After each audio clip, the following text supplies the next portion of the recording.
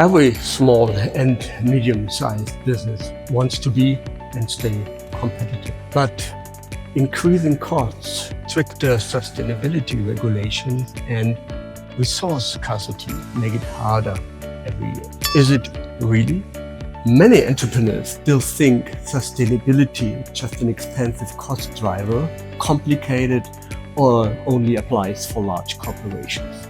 However, this assumption is risky and increasingly outdated in times of growing insecurity of global fragmented supply chains and changing market demands. I'm Steffen Hermann, professor at HDBW, teaching sustainability, responsible business development and marketing. At our university, I help students understand how they can make their business successful while using resources more efficiently and sustainable. Sustainability is no longer a values decision only or a matter of compliance. Instead, it has become a strategic factor for cost control, decreasing risk, and future viability, as well for small and medium-sized businesses.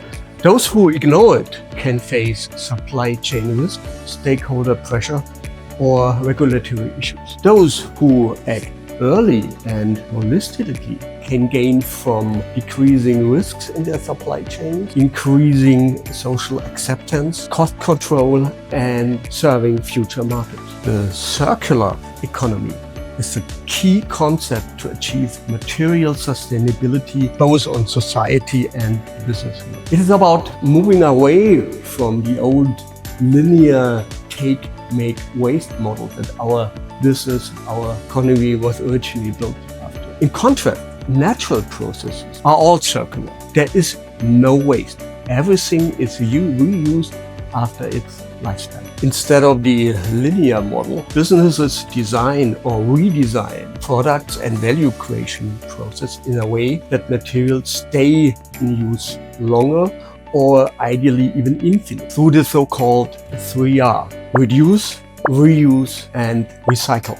In an eco-balance aspect, businesses can use three approaches or perspectives in considering the environmental impacts of their value creation process, depending on how widely or narrowly they have defined their system boundaries. First, gate to gate. Only the environmental impact within the own business operations of an organization or businesses are considered. Second, cradle to gate.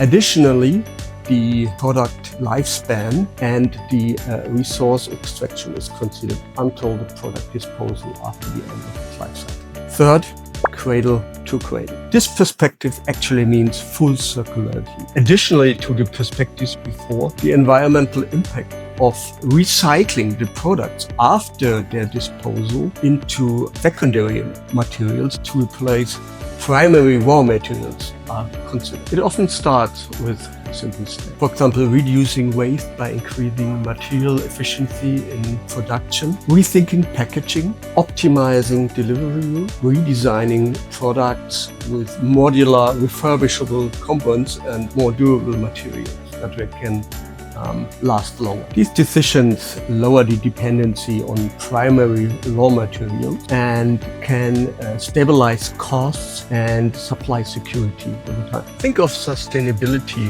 and circularity not only as an expense. Think of it as investments in your future proofness, in your resilience, in your efficiency, and your social license to operate. Circular thinking helps businesses to prepare for uncertainty of supplies, for example, and build systems and value creation processes that last. The question for small and medium-sized businesses is no longer if sustainability matters, but how soon they start integrating it into their core decisions, business operations, and strategy. And that's exactly where education, critical thinking, and informed leadership, integrating sustainability in a long-term strategic perspective, make the difference. Stay curious. More expert voices from HDBW are coming soon.